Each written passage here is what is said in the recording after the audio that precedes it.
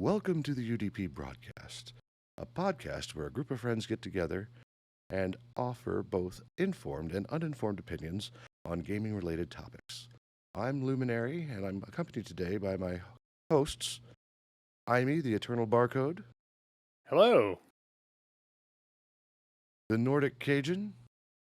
It's about to get filthy up in here. And from the Emerald Dream, Rena, the Crit Chicken. Yo, what's up? Today we're talking about licensing blind office space. So sit back and enjoy the show. Let's get into licensing because there's been a lot of talk in the Discord, which, by the way, if you haven't done it, please go join the Discord. It's all in my profile and in the About section of this particular channel. Come join in. Come give us your opinion. Great stuff. So it appears that Wizards is working on a open gaming license that regulates how their content can be used. We have two very passionate people about this, or at least one who wants to talk about this. And I'm going to flip a coin right now, and we'll get the... Oh, he can go first because I read the response in all of this for everything that people were complaining about and worried about. So fair enough. By all means, Cajun, I think, lead us off. I think that's wise because news likes to accentuate what people are pissed off about and not what it's really about. So, Cajun, go for it. Damn me. Okay, so That you. That's me. All right, so if you've have any pulse on what D&D is or what the tabletop realm it has been for Wizard of the Coast over the past couple of days, you know it's been a clusterfuck of a firestorm because of a leak of the OGL 1.1 or 1.1A or however they're pronouncing it now. It's been great. I usually don't just sit there and scroll through Twitter a lot, other than just retweeting what we do or what we talk about. But for some reason, it has just been so much fun going through people's opinions on what's going down with this this whole thing. In the past, for 1.0A or whatever the original OGL is for Wizards of the Coast, you are 100% free to create homebrews, create worlds, create content, characters, OCs, anything along the lines using the D&D system. And Wizards were like, go, have fun. Great. You just can't put it like behind a permanent paywall and all this bullshit. Which a lot of people have been doing. Like a lot of people have made a lot of money and a lot of people have made a lot of communities based on this license. First and foremost, of course, the mecca of that being Critical Role and the guys who took a bunch of guys, voice actors together and made this entire world of Taldore and just went to town on this market. And to be completely honest, I'm not putting any blame on the Critical Role because a lot of people have done that. I am not putting an ounce of blame on Critical Role for what's going down.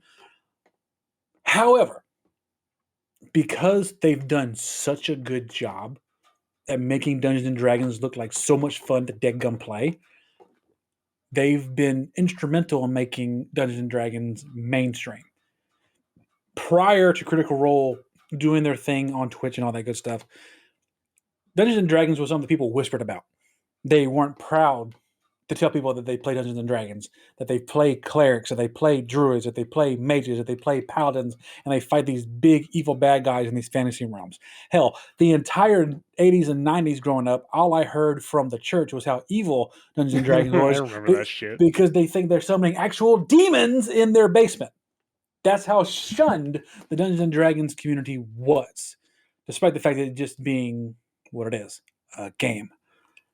Fast forward to when Matt Mercer first got behind the DM board and led these people and the Vox Machina crew on their first adventures in Taldore. All of a sudden, everybody and their mama wants to start playing. You've seen people create their own worlds. I literally, when I do my DMing behind the shield myself, I use the world of Carthun from one of my favorite artists out there, Brian Patterson. Sorry. Not even officially plugging him, but if you want to check him out, www.d20monkey.com. Great artist, great storyteller, and his cartoon world that he created was a child that he came up with when he was 11 years old, and he released it in his adulthood, and I'm so proud of him for what he's done with that book. This license has allowed people like him to create and make money and make a life for themselves by creating things that they came up with when they were children. You have the Teldore from the Critical Role. You have Dimension 20. It's another big group that's coming up on YouTube. And it's been a great time for these people who have had to be hush hush about their favorite hobby on the planet. Enter Hasbro, a multi-million billion-dollar company who either bought Wizards of the Coast or are partners with Wizards of the Coast, and they've seen the money that has been made outside of their tendrils, so to speak. At least that's the current narrative being pushed forward. So they're coming up like every few years. I don't even remember when 5e came out. I don't know if any of you know when 5e came out. No. No idea. They eventually come up with another iteration of their own system for people to play. You had the original, then you had the 3.5, the 4.0 that nobody talks about because it was an utter shit pile, and then 5e, which is the current generation we're playing in. They're coming up with a new one, I believe it's called Dungeons & Dragons 1.0 or 1E or something like that, which is a brand new system they're coming up with using their own system. Using their own rules and regulations and all that good stuff. And with it, they're translating their old 900-word document of an OGL into a 9,000-word long OGL with a whole bunch of more rules, stipulations, and issues that a lot of the people in the community are not happy about.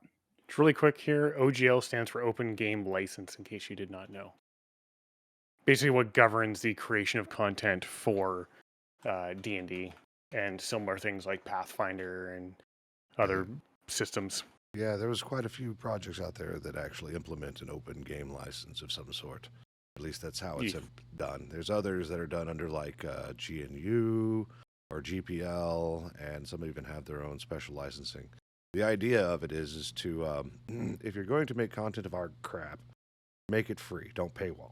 Like they will allow you to make revenue from ads and Patreon, like from donations and whatnot, but you cannot directly charge for the work. Yep. Which is what made D&D Beyond such a weird niche for a while until Wizards of the Coast actually bought it out, because they had a big they had a paywall about all the books that were on there. You could get PDF format until Wizard bought it, and then it was like, okay, you're fine now. So a lot of people saw them buy D&D Beyond, and then they all of a sudden they felt a disturbance in the force when Wizards of the Coast bought D&D Beyond, because they knew something big was coming, and this is what we're working with right now with this new licensing agreement. So I'm going to go ahead and defend Wizards just a little bit.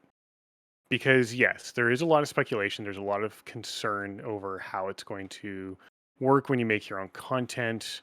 A lot of people are concerned that they would arbitrarily get access to copyright your material and use it however they see fit and commercialize it if they thought so.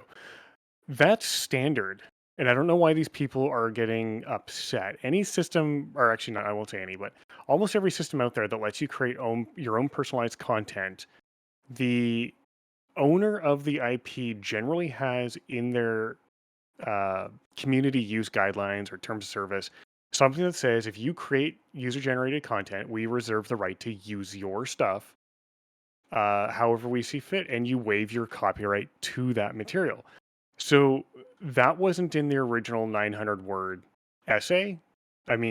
policy. It is now, and that's just normal.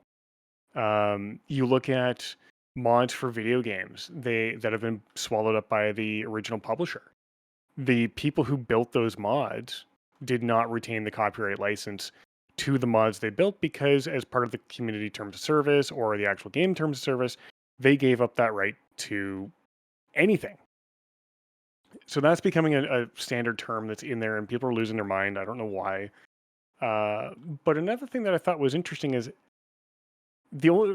is how you're going to be charged a royalty fee, and that's for very, very select individuals. If you make $750,000 a year in annual sales involving whatever content you've created for D&D, you owe a royalty fee. And according to Wizards, there's about 20 odd creators around the world that make that kind of money. Neat. What concerns me, and this may concern you as well, Cajun, is if you make $50,000 or more, you have to report that to them. Why? That was one of the big red flags that came up for me. Yeah. The 750,000 thing, that I had no problem with, because absolutely, without Wizards of the Coast and without all that good stuff, there would be no Dungeons and Dragons. We get that. So if you're making that kind of money, you have to, like, even with games that you make in royalty or an Unreal Engine, once you hit a certain cap of sales, you owe them a royalty. That I get. I have no problem with that. Good on you. Let's keep that going. Because like I said, there's only a handful that do it. Critical Role and D20. I don't even think Dimension 20 has made it that big yet, but I know Critical Role, of course, has made a shit ton of money through this. So they're definitely in that bracket. But the $50,000 a year, if you do it through that, it's like, so if I happen to have a podcast, that's topical, I make a podcast and I happen to talk about D&D as one of my topics every week, and I get to that cap, I have to tell you that I'm making $50,000 a year because I'm talking about your I think product. I think it's something a bit different, and so for example, right now we're talking about D&D, and assuming that I make $50,000 or more dollars, or $750,000 or more, we're not talking about their IP. We're not talking about whatever thing that they're doing in detail as far as that's concerned. We're talking about them as a company. Like, if they're going to be like, you need to give, if for whatever reason that we're grossing almost like $750,000 in revenue from ads, and all we do is talk garbage and trash on companies, like we're effectively IME shit posting on Twitter right now, right? Fair. Okay. They can go like they can go take a long walk off a short cliff. Yeah, I think that's Like a flying leap. Yeah, no, like oh no, we used your name. I don't know if you can see it right now, but I'm throwing my middle finger as hard as I can. Oh, Yeah, I'm sorry, I don't have my camera on. Hold on. Beep. That's sorry for the Zoom meeting. Just. Honestly, that does concern me when they want to know how much money you're making. The only thing I can think of is if you make less than 50,000, they don't care, but 50,000 and more they do care about. That suggests to me, as someone who likes to follow the money and put on a tinfoil hat, that they're looking for content creators that could be considered up and coming, that they may want to buy and commercialize that content. So by sifting out everybody who makes 50 grand or more a year in sales of whatever the content is they're creating, it to me seems like they're using that as a filter to say, hey, this is content we will now start monetizing on our own, and we'll tell these people to stop building this because we're going to take it over, type thing. That's the only thing I can think of. Which is what a lot of smaller content creators are worried about. Yes. Like you're so dedicated to this craft, and you're finally getting traction. You're finally getting a community. You're finally getting this going. And the moment you hit that cap, Wizard of the Coast can see this, easily walk in and say, "Okay, we'll take it from here. You're no longer needed." And your community that does is concern gone. me. That's the uproar that's going on Twitter right now, because that's what people are afraid of. They're afraid of their ability to create content being in danger across the board in terms of anything related to Dungeons and Dragons. It's not that you're not able to create the content, and I think that wording needs to change among the community, because you can still create it. You just can't exceed $50,000 without reporting it. But at the at same the same time, at that point where they're making, I'm sorry, go ahead. I was going to say, at the same time, they're not a revenue agency of any sort. They're not the IRS. They're not the Canada Revenue Agency. They're not the equivalent in your country, wherever that is.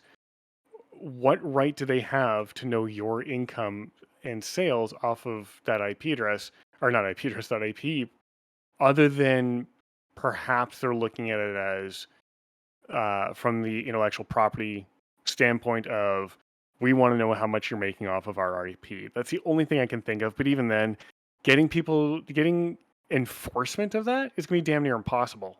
Unless you're a YouTuber. If you're a YouTuber, they can pull Nintendo and copyright claim every single video you make. But how do they know you're making more than $50,000 a year in content? That's why they have this little thing in there. You have to report to them how much you're But- making manually. That way they know so- who to target and which ones they're going to copy strike and start making their money. That is But what the here's- small content creators are worried about. Okay. That's So not here's going to my happen. question to that. How do you get someone to report that? Because so far what I've seen is nowhere that says there's a legal ramification for not reporting. And if there's one thing I've learned in my years in the IT industry and working with IT security people and doing IT security investigations myself, every policy is a recommendation unless you can get fired. So in this case, this policy is a recommendation until you go to jail for violating the not reporting 50 grand. Because they're not a country, because they can't make laws, it's toothless. How are you going to enforce that on somebody, especially if someone self-publishes and they decide to not make the publishing records public? So this is a broad statement to say, give me all your financial info, but I have no teeth to legally enforce it, because the best they can do is speculate. And if you never post sales figures, then they have no idea how much you've made. And I feel a lot of these cases that could possibly go to court in terms of some of these content creators, I believe a lot of them will fail just yeah. at the Creative Commons law. What's the name of that law that that allows you to create like Yeah, I know which one you're talking Are you about. talking 'cause- parody? No, yeah, the parody law, the parody like law, but allows you to create. I know which one you're talking about because I had a fight with that because Square Enix, stuck it in and broke it off of me like 10 years ago. Yeah, no, you have to do it has to be a transformative work. You can't just take their work and put it out. And the content I was doing was taking their press releases and talking about them. And because I was using full images across the entire screen and talking about it, they hit me with they didn't hit me with the DMCA, but it was a what was it? Content ID claim? Yeah, content ID claim, and I think it was relatively new at the time. It was a pain in the ass, and I just I think that sucked all my will to live to even try to do content anymore. I'm like, what do you even do about this? But yeah, no, it's the Creative Commons license is what you're talking about, and it covers parody, news reporting. It has to be a transformative work. I know exactly what you're talking about. And I think that's what keeps a lot of content creators a little bit safer, because 95% of the stuff out there is that they're not taking directly from a D&D book outside of the rules themselves. And as far as I know, you can't copyright rolling dice. That is impossible. You can try to copyright the system or the method there to do it, and that's why all these other systems exist, because you can't copyright rolling dice. You're absolutely right. You can copyright how you're calculating that dice to do certain actions. And if that's the point, you could do a homebrew session to where you can tweak the damage just enough to where it's not straight from their book, and say, no, I transformed this enough to where it was my own world, my own game. I don't need to follow said rule. That's why I think, like Amy said, a lot of this is going to be a toothless fight in court, because there's so much you can do to make it your own. And that's why we have things like Pathfinder. Pathfinder is its own system in and of itself that is developed from D&D originally, but it's its own sword and board, as it were. Yeah, and Pathfinder so far is keeping mum on the whole thing, because since they are a derivative work of D&D, they are kind of doing the whole wait and see type thing to see what happens next. And that's why we haven't heard anything from the big boys like Critical Role either. They haven't made an official statement of what's going on and all that good stuff. Paizo. That's who makes Pathfinder, sorry.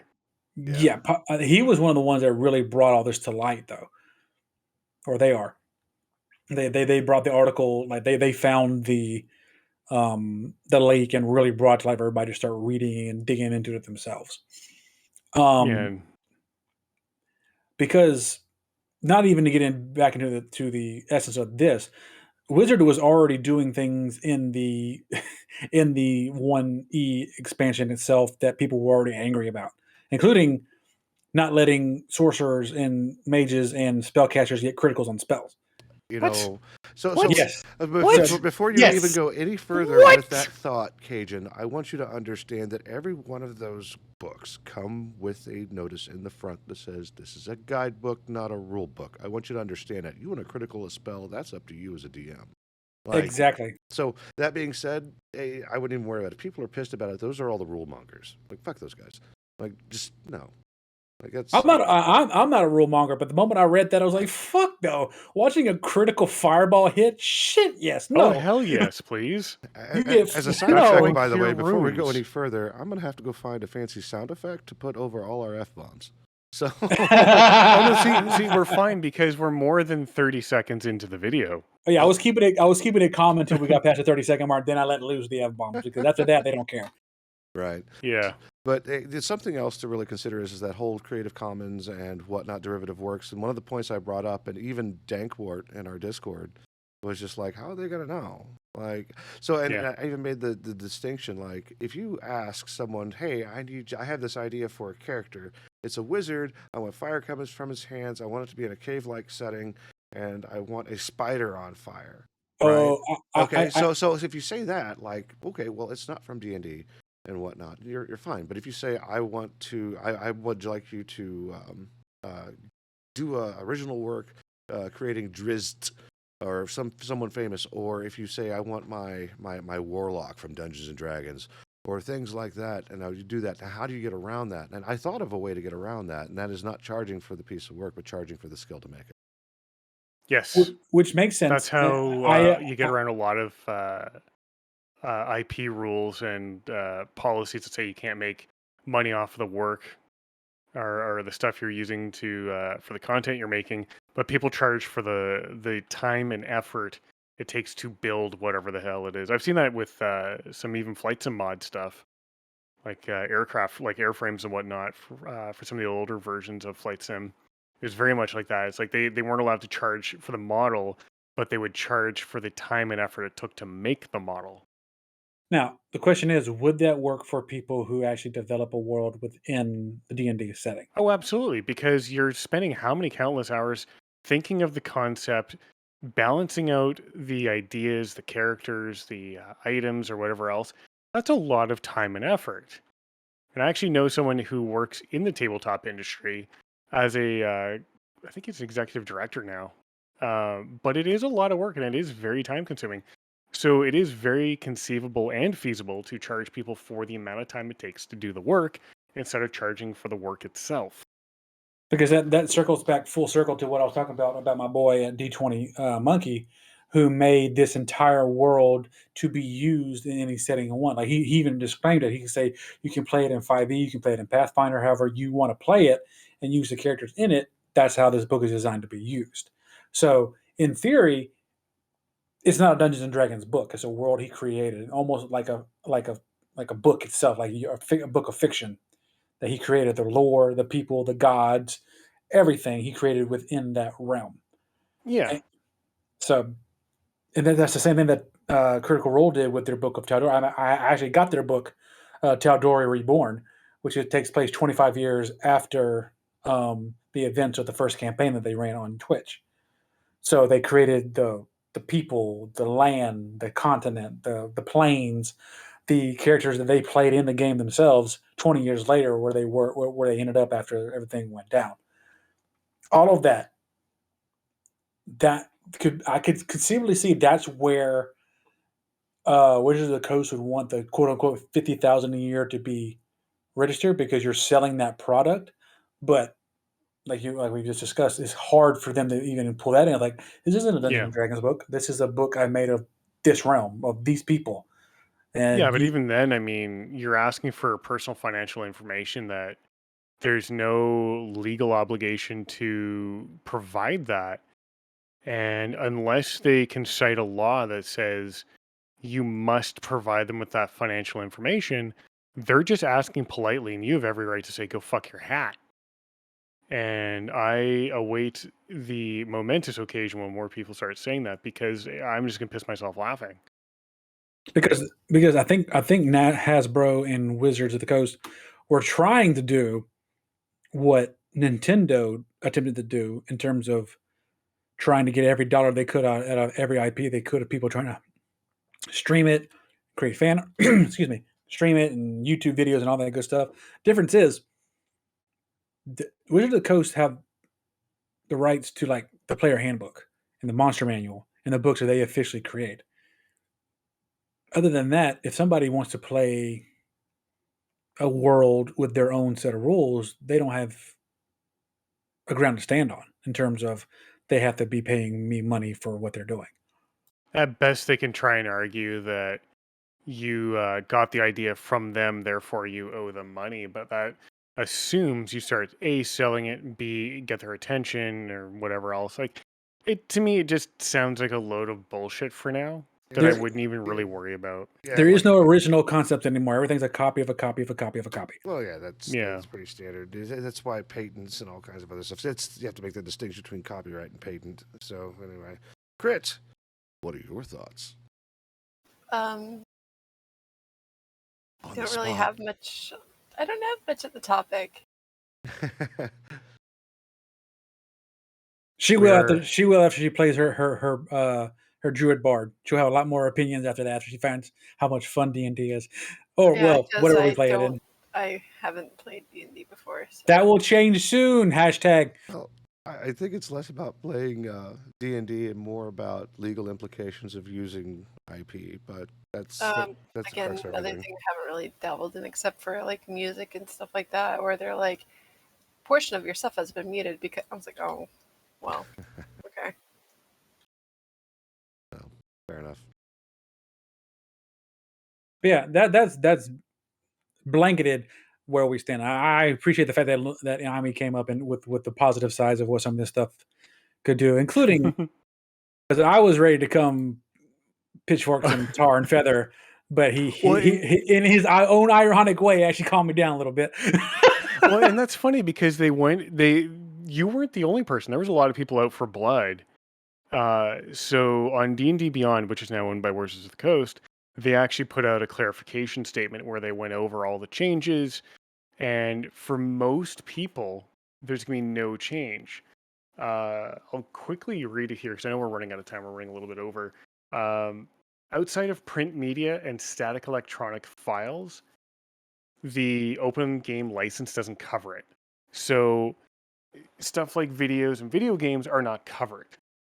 But if you make your own PDFs, you make your own print versions of that, you're fine. You're totally cool to continue doing whatever the hell you want.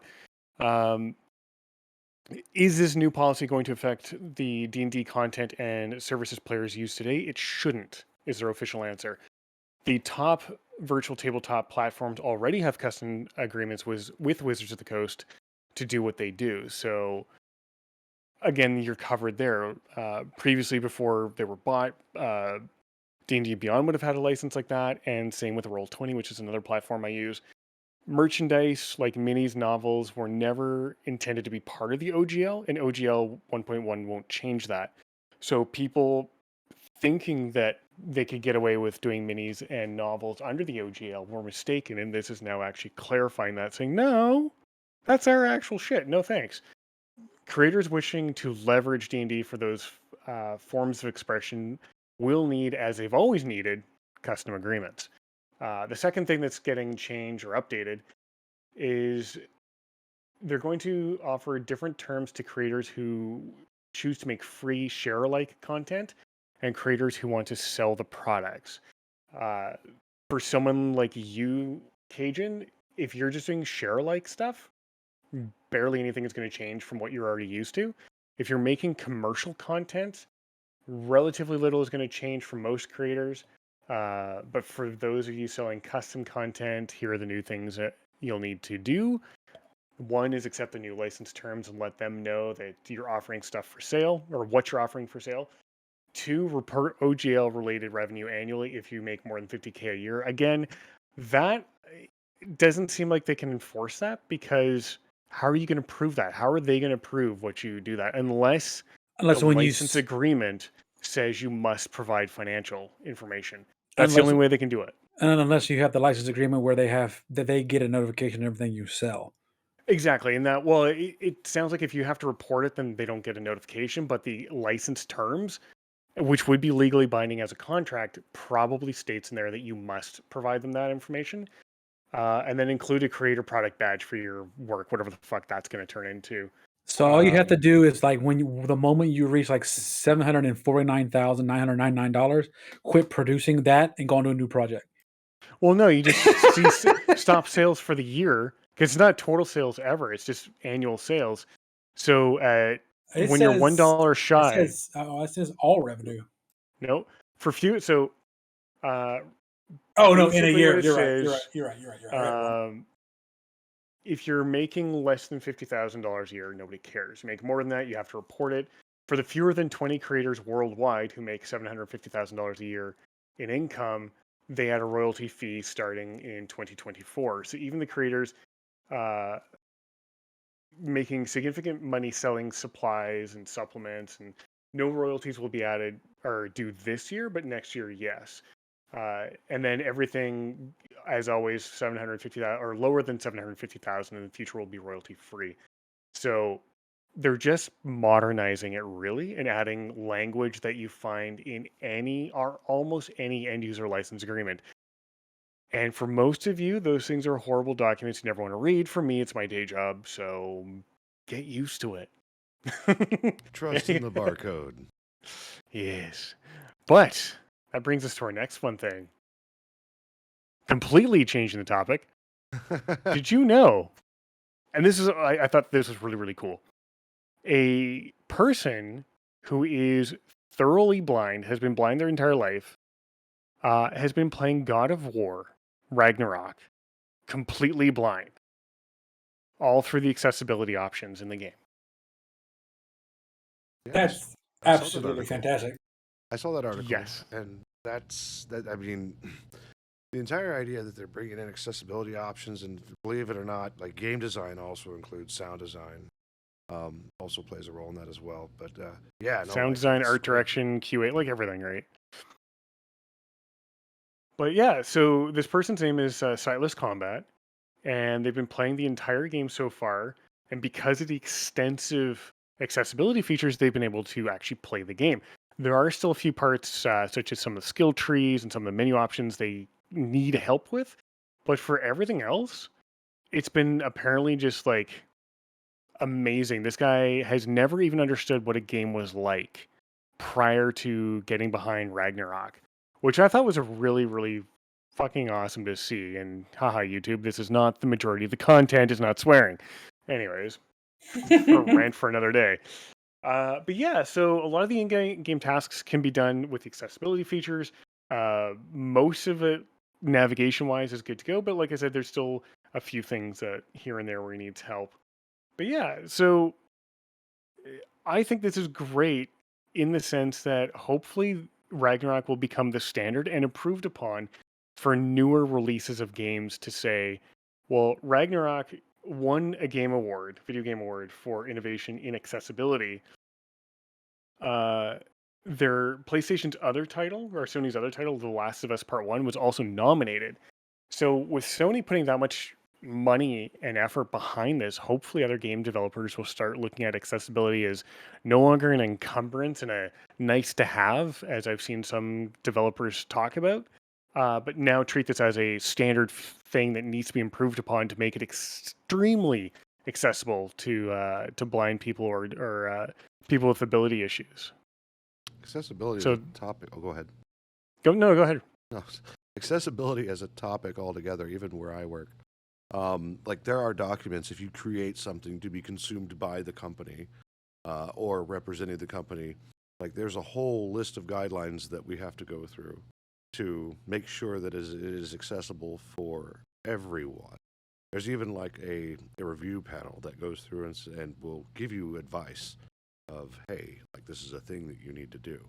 like accessibility is huge, and I always like the idea of being able to enable people to do just a little bit more, whether it's being able to do extra large text for people who are almost blind or are legally blind, but they can see large Visually stuff. impaired. Yeah, visually Yeah. impaired. To like accessibility controllers and things like that for video games. Like it's doing the things that you love and giving you the tools to do so to enjoy it. Like you should is fantastic in the gaming space. I'm really thrilled that this story came out. A while back, I actually considered trying to pilot a tablet game where you used your fingers, one to note where you're at, and you used your other finger as like a sight. So for folks who could see, like you're walking through a dark forest, wherever your light was, it would notify you that there was something. You would tap your person and whatnot. But then it starts coming down to what if you can't see? Mm-hmm. The sound design, like the whole thing we were just talking about. So what I want to see, and anybody out there who designs this and takes this idea, you can run with it. Just say thanks. I would love to see a game controller that, for the touchpad, not only is it a normal touchpad, but also has some sort of tactile feedback that can display Braille characters. Because then you can get menu words. If, worst case scenario, imagine you've gone deaf and you can no longer hear. So having an auditory response for the menu title isn't going to help. But if you've learned Braille and you know how to read Braille, having a touchpad that allows you to read that for all the menu options, that'd be brilliant. I would love to see something like that. If you lost your hearings like that, I mean, wouldn't they be able to read what's on the screen though? Yes, but if you're visually impaired and you've lost your hearing. True. So now you've got someone who wants to play video game who's, visually impaired, possibly, if they have, no hearing or limited hearing, having a menu spoken to you isn't going to be as helpful as if, you could have a Braille touchpad type thing. I think personally that would be phenomenal. And if somebody ever designs that, just, say shout out to Amy for thinking this idea, because I'm not an engineer. But I think that'd be brilliant for the gaming industry. I know that in the blind space, there is a type monitor. I used to hang out with visually impaired folks, and it was funny because they're like, "Hey, you should totally come over, and we're gonna surf the internet and like do something." Like, well, we're not gonna like watch movies. What are we gonna end up doing? And they sat there and they turned on their tower. There was literally no monitor at all. I don't know what's going on. And they were listening to the text to speech at like rocket speed. So they were using the narrator function, and it was just ridiculous. It was like ludicrous speed. and like it was literally ludicrous speed. And I was like, "What? Like, you can understand that?" She goes, "Yeah, I can totally understand." I was like, "Can you slow it down for me?" Like this is going turbo speed. My brain can't process this. Yes, and yeah, but yeah, no, like there's a lot going on. But you're talking about blind and deaf. That's a tall. Honestly, a tactile display like you were talking about would be great. Not necessarily for Braille, but like, how do you discern what things are when you cannot take those type of inputs? Mm-hmm. And I think that's a space within the gaming industry that needs to be explored, and technology in and of itself needs to be explored. I've seen someone a few years ago, they designed a glove to translate or to help you translate words into American Sign Language. The problem with that is it missed the point. And after watching the video about how cool it was, all the tech reviews from able-bodied people who could, easily read, hear, and everything else and understand it, to people who only spoke with ASL or, equivalent languages, they were all, upset because part of sign language is facial expression. And a simple glove, as neat as it was, didn't convey facial expression. And that's part of sign language. A lot of people, uh, don't understand. A lot of people who don't have impairments would never think that sign language, part of that language comes from visual representation as well, from body language to facial expressions and everything else. And I think we need to see more inclusion of people with ability or like disabilities to help design these products so they're properly user friendly and can be properly adopted and used by people within the consumer market. I absolutely agree. That fantastic. Yes. I was very excited to read about this guy. That was awesome. Yeah, no, you pulled it Yeah, right out of the newsfeed. I was like, wow, that was quick. Yeah, because we've had multiple people throw on a blindfold and play like Ocarina of Time or Dark Souls strictly on audio cues alone, but to have somebody be able to play a brand new game just with stuff installed in the game already is fantastic. Is there a way to go watch this kid? Yes. The article did link the guy's Twitch channel, and I will go snag it right now. SightlessKombat. I assume that's going to be the Twitch username too. SightlessKombat? Yes. So twitch.tv/SightlessKombat. Oh, I put SightlessKombat. I'm now a terrible person. Nah. Well, no, you fat Yes. fingers. Yeah, so this guy has been playing all kinds of games. His channel trailer actually has him playing Street Fighter or Mortal Kombat or something. It's really awesome. So go give him a look. See, go check him out. Because I'm gonna do a personal story here. When I was growing up, I had a kid in my neighborhood. He was a quadriplegic, I believe. He had no movement from the chest down, and his arms. He could move them, but he had no like finger control or anything like that. He could just move his arms and his wrist and his head. He had a powered wheelchair and all that good stuff. Mm-hmm. And he was a cool cat. And he and I talked all the time when he would roll around the neighborhood. And one time he invited me to come over and play games with him. I tell you, when people are good at things, they're just good. It doesn't matter what hindrances that life decided to give them in any way, shape, or form. I played 2 games with this man. I played a game called Bloody Roar. It was a fighting game back in the day. Wow. Yeah, we're going way back, Lumi. Bloody Roar, I think it was Bloody Roar 2. It was a demo disc you got from PlayStation Magazine. We had that, and we had the old school snowboarding game. Not SFX, not the realistic one, but the cartoony one. Cannot think of the name right now. But was it Cool Borders? Might have been Cool Borders. Anyway, out of 10 matches fighting Bloody Roar, he would easily beat me in 4 or 5 of them. He had no control of his fingers. All he literally fought me with his wrists when he played this game. And when he played the snowboarding game, I could, and I'm going to repeat this as loud as I can, I could not touch his scores. He was next level. So creators out there, developers, game makers, do not think that you don't have a market in handy capable people, because they could probably kick your ass in the game that you make. Speaking of markets, there was another story that came out. Yes. Segue. Oh, yeah. I'm Sounds helping. like somebody's got a case of the Mondays. Woo! So, in probably one of the funniest things I've ever laughed at this week, there was a story about an employee from Zulily that was redirecting packages and skimming money off the top. Yeah, like it's some pretty. That's a crazy good stuff. employee would.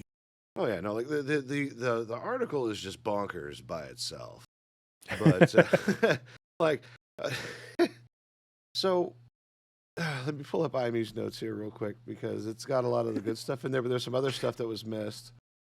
So, oh god, he's already laughing. Like, let's go. He stole like $300,000 in, like, as far as shipping money that was getting scammed, products that he had sent to his house and all kinds of shit. He actually stole like 300 grand and then pumped it all into GameStop stock. Shut up. Meme stock. No shit. Yeah. Yeah. You know, where's the money? It's like, I lost it all. Where? Meme stock. I was riding the whale, Doc. Oh no, like the whole article's a roller coaster. It's like, yeah, so he did this thing. He was skimming money. He was redirecting packages, and what he was doing was he was lowering the price on Zulily to something below what the actual price is, buying it, and then shipping to his house, and then raising it back up again, right? Or anybody else who'd want to buy it. But Zulily started getting suspicious and started finding some interesting activity going on and wanted an investigation done. And he was one of the investigators. So for a while, to get some of the money back, he actually did the same method and charged double whatever the price was, or charged customers twice for their products. And it just goes on and on about this misadventure up to where he got caught. And of course, when the police asked, he was like, "No, it wasn't me." And they seized his computer, and of course, no, it was him. Like, no joke. Zulily had a look at his laptop after he was fired. When they searched the hard drive, they literally found a document titled Office Space Project. Oh no. This guy, when he was interviewed by police, even admitted he did this based on Office Space. But he has this file called Office Space Project, in which this guy laid out his entire plan in intricate detail and specifically cited Office Space as the inspiration for the theft. In total, this dude stole $302,278.52. My man. He really has a case of the Mondays. Dude. And he got away with it for so damn long, which is hilarious. But to be fair, apparently when it comes to stuff like this happens like easily and all the time. It actually almost happened to Joyce, my wife, today. In freaking Albertsons of all places. If you don't know, Albertsons is a local chain here in Louisiana. I don't know if you have it in Texas. I know you don't have it in Canada. Albertsons, they actually have in Nevada, which is a grocery store, right? Really? Yes, it's a grocery store. Well, I'm not. Okay, it's not local. There's a few of them. But anyway, she goes. It's local to the U.S. Yes, that we'll say it like that. It's like it's the Winn-Dixie. It's like a low. It's like a. I hate to say a Walmart because it's not. So it's kind of like Publix. You want to go with? Yes, it's very similar to Publix in that Wow, regard. this is like the longest change of references I've ever heard. All right, keep going. Anyway, she was going up in there, and all she was going in there for was some noodles and ground beef for supper tonight. Some pork. She was looking for pork belly, couldn't find it, so she got me some pork chops to cook for tomorrow. And she got some champagne so she can make some mimosas. In total, she already calculated before her ass even went in the store. Like that's what she does. $30, $32, maybe with tax. She gets up there, and the lady in front of her is checking out, and the cashier says, "Okay, your total is $207." Da, da, da, da, da. And the lady looks at her weird, shrugs, and pays for her stuff and leaves. My wife gets up there. She puts her stuff in there, and me and Harrison are in the car. We're sitting there waiting. We're like, what is taking Mom so long? Well, she said she was done in 5 minutes until she got to this check. She sits there. She gives the cashier her stuff. The cashier goes, "All right, your total is $167.49. What? Joyce stops and looks her dead ass in the eyes and like, "Excuse me?" And the lady's like, "What?" Joyce turned her like the way I think Albertsons is, their screen that shows you what you buy is a little tilted. So it's not like immediately in front of you. She moved her blonde ass around to look at the screen, and then she's in sling and all from her shoulder surgery. She looks over here and she's like, "What is this charge?" There's a charge on her bill for store merchandise was the name of the item for $99.99. The fuck? This bitch apparently scanned something that was in her area behind the counter and that cost $100. I don't know if it was because she was trying to just get something for her, or if she was doing it for the store itself. Because I'm actually leaning towards the store itself, because the manager, they get the charge off. You have to have the manager come scan their card before they can Mhm. actually remove anything. The manager literally walked over, scanned his card, and walked away without even looking at what the discrepancy was. So I'm like, Wow. So it's like, probably's had people call it up before. So that reminds me of how Canadian banks work, where they just sign you up for all kinds of services you don't want and sell you all kind of products you don't want. So yeah, I've heard of these scams before. Stairs in every chartered bank in Canada. I'm sitting there Stares at like, Wells Fargo. Ha ha ha ha. What? Just to I'm add just on. like it wasn't even subtle. It wasn't even a subtle charge. These bitches were charging $99.99 for store merchandise. Like they weren't even trying to hide this shit. Like Yeah, you're definitely trying to scam people at that point. Like, what the fuck? But it's kind of like someone at Walmart tried doing the same thing to my mom or whatever, because they actually gave themselves a Walmart gift card. Ah. Well, a lot of times those generic entries are faux items. They're not tied to any UPC, so they can enter in whatever number that they want that represents store merchandise if it doesn't read or whatever, and they could technically return that. So they're using your money and just pocketing it. It's pretty insane. at Yeah, least that's beyond scummy. at It least is. have some subtlety in your scumminess though. Don't make it so freaking obvious. Like She $100, should really? she should have took a picture of it and I then brought wish it you up. should have. I wish you would have. Because if you want to talk about somebody who can go from an angel to a Karen real quick, that is my wife. No, Like, but Oof. imagine taking who? that to the news places and having Albertsons go to Yeah, no, yeah. I it mean, would go that big sounds because like consumer Savon, you don't mess fraud with at that Savon. point. Oh yeah. Yeah. I really wish you would have then, because it's not on her. It's not on her receipt at all. There's no voided item on her receipt at all. It's Oh, only of what she course bought. not, because it's an invisible charge. Mm-hmm. Here, before we start moving on to our roundtable, I want to read this one piece off of Kotaku for this article because this is the part that had me rolling. Are you ready? Kotaku. All right. Castro told Zulily and police that the purchases were just test orders that he just forgot to cancel. However, email records allegedly show Castro ordering stuff specifically for a woman he met on Tinder. She, Hell yeah. she would Get send it. him links to stuff she wanted, and he would respond back with a heart emoji to show that it had been purchased. When asked about Attaboy. this by the police, Castro was unable to provide an immediate answer and ultimately said he placed the orders for her in order to peacock. He was like, he was, oh, if you have that kind of control, I mean, it's just like, hey, you know, I know that. I would say weird flex, but no, he flexed it the right way. Thanks for swiping right because I'm pimping out stuff from Zulily. You know what I mean? Just Ew. Pimp my Tinder ride. well, No. that brings us to the end of our show here. We got to do our round table, see what's going on. We'll start off with the Nordic Cajun, move on to the incredible Imee and Crit, and then I'll wrap up and we'll call it good. Cajun, why don't you spin us off? Tell us what's been going on. How was your Christmas? How was your New Year? How was the holidays for you? The holidays were fantastic. We split it between three families, of course. My mom and my father and his wife, and then the little man's in-laws, my stepmom, and he, of course, came out with bank. He killed the game. Of course. We kept it more subtle because we were still recovering from Scotland, and we didn't buy each other much. Except I definitely won the spouse. Well, I can't say that now. It was actually a tie.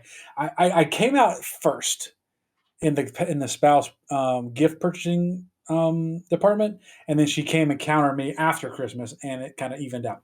I got her. I'm gonna post a picture in Discord later. She and I, thanks to you, Crit. I have to give you credit where credit's due. She and I are absolutely in love and addicted to what we do in the shadows.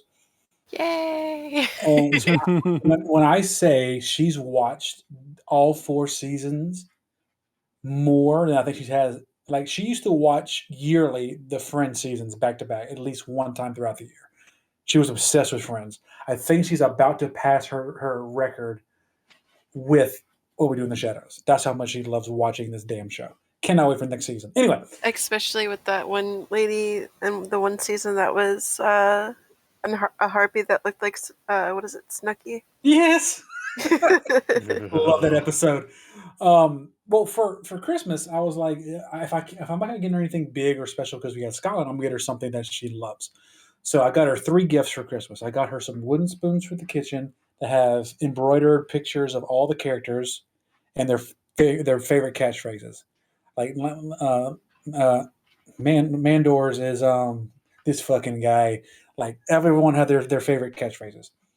I got her a glass with the Nadja logo on it because she loves the club when Nadja opened it. But the pride and joy that she has, which is literally sitting behind me, I wish I could turn the webcam on to show you, but the lights are off right now. It's a print canvas of one of Nadja's pictures from the intro. It's the one. Nice. It's the one with her in the shoulder length dress that hangs down off her shoulder, like one of the first ones you see in the intro. And when she saw it, she almost cried. So she's like a total What We Do in the Shadows fangirl. Yes, and she has a big girl crush on Nadja. She loves Nadja so damn much. So I ended up winning the initial game, but then my nephew was selling his Oculus Rift, and she bought that from him and kind of evened it out. So that's what happened for the holidays for us. I'm glad. I cannot wait for season 5. Like, we're dying for season 5. Awesome. Yep. Sorry. Okay. No. So what are you gonna? Cajun. Words are hard. I know They are. The English is not with me right now. So Cajun, what's coming up for you? Well, currently I'm finally back to streaming again. I started this past week to start off the new year. I'm currently doing the shiny living decks in Pokemon Scarlet. Lumi has been watching me. Lumi actually has brought me fucking good luck when it comes to the shiny hunting this past week. Like, he shows up in my chat, and I have the clip. I'm gonna be putting it on TikTok and YouTube Shorts. I literally say, okay, Lumi, if you're gonna be here, you're gonna help me keep an eye out for these things in case I miss it, because this Gyarados is not gonna be blue; it's gonna be red. No sooner do the words red leave my mouth, the bastard spawns. So Lumi, you're good luck. Every time I shiny hunt, you need to be around. I don't care what you're doing in the background, just lurk like you're there. That's what I'm doing. I'm doing that. I'm trying to do 2 to 3 days a week. I'm not going to do out the wazoo crazy like I was trying to do before, because I want to be able to have time not only for the family, but to be able to actually do YouTube videos as well. So I'm all about content creation this year. I'm ready to rock and roll, and the only person that's going to stop me is me, and I'm not going to let that happen.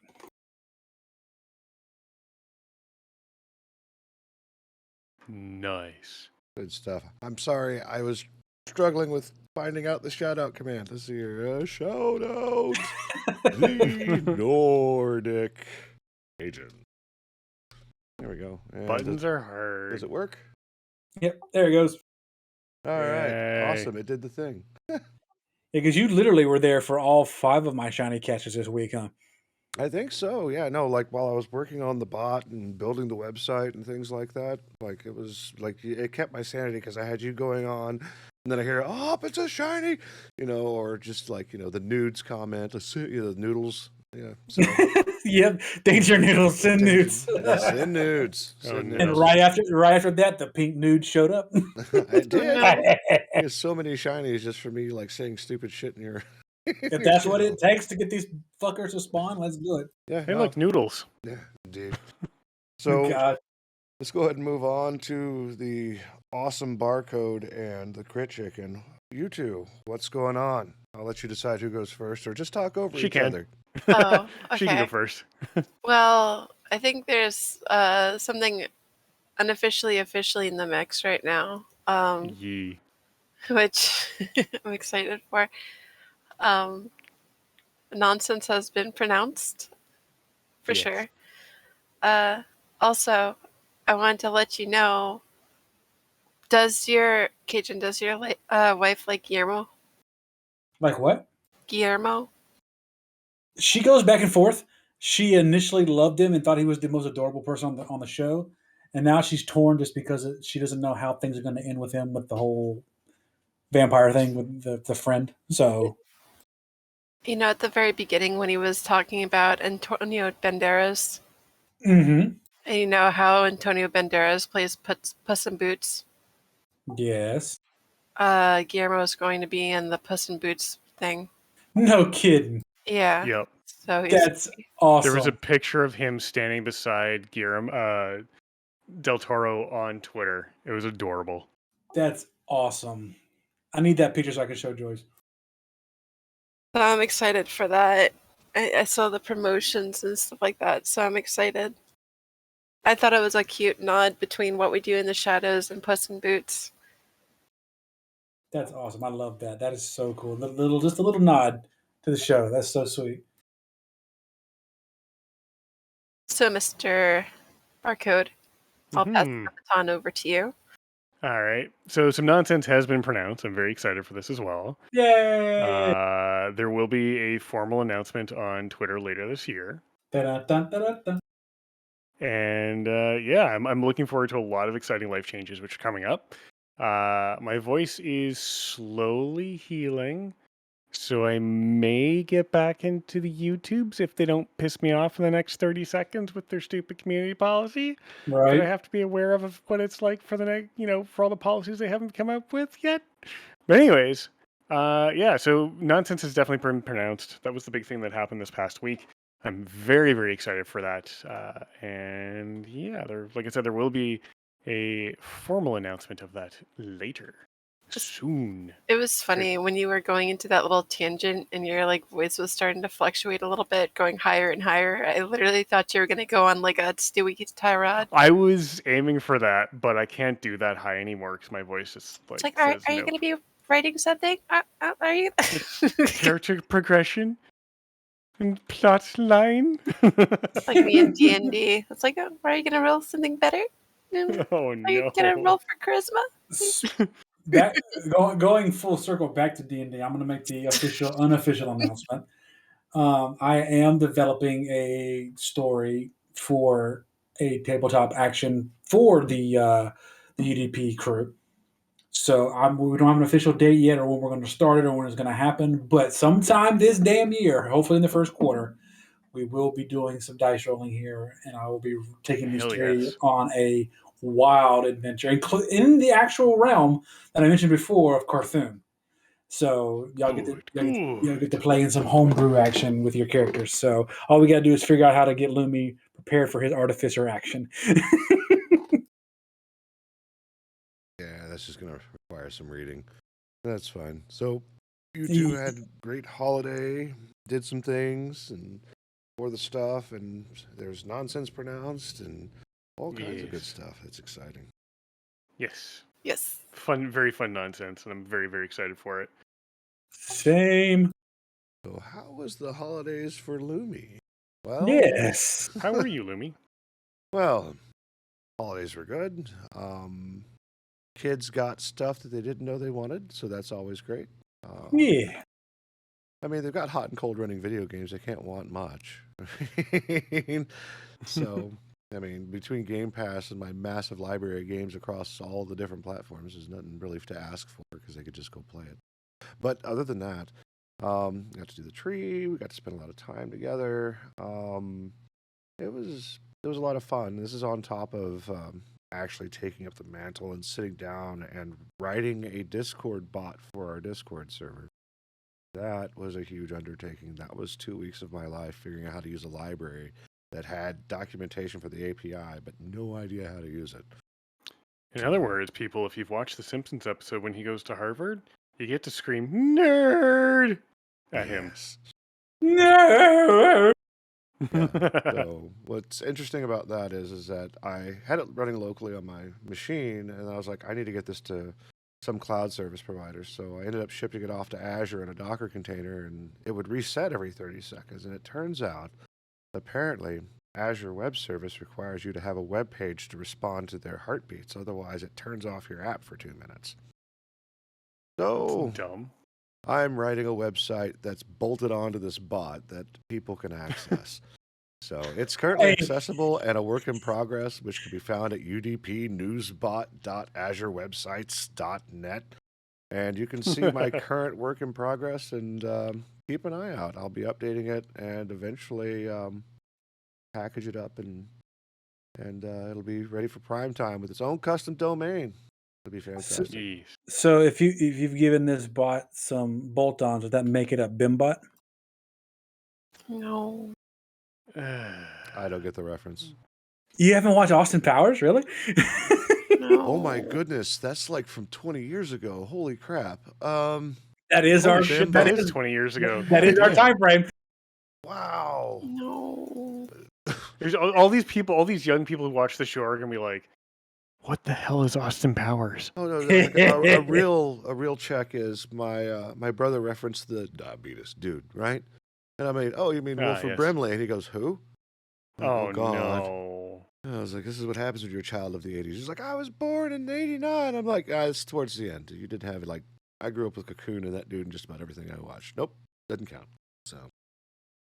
I have diabetes. Diabetes. By the way, Crit, I put that picture of her picture in Pics and Vids if you want to check it out. Very nice. On top of her Homelander books. Oh, you're talking about The Boys? Outlander.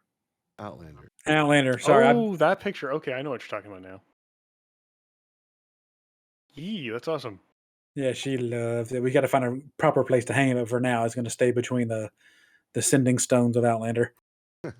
Nice. Nice.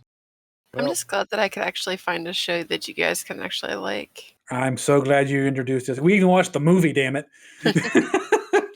Hell yes. I need to know what that series is and what it's about because I'm looking for something new to watch. What We Do anyway. in the Shadows. It's available on Hulu and on Crave in Canada.